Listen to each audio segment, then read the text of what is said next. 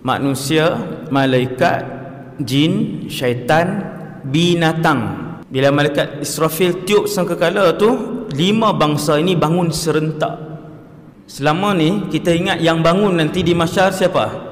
Manusia. Bukan. 5 makhluk. Kenapa 5 makhluk ini bangkit? Kerana kesemuanya mati selepas tiupan sangkakala pertama. Ramai tak perasan, bila malaikat Israfil tiup sangkakala pertama tu, antara yang mati kesemuanya malaikat. Kita duk bayang malaikat hidup selepas sangkakala, tidak.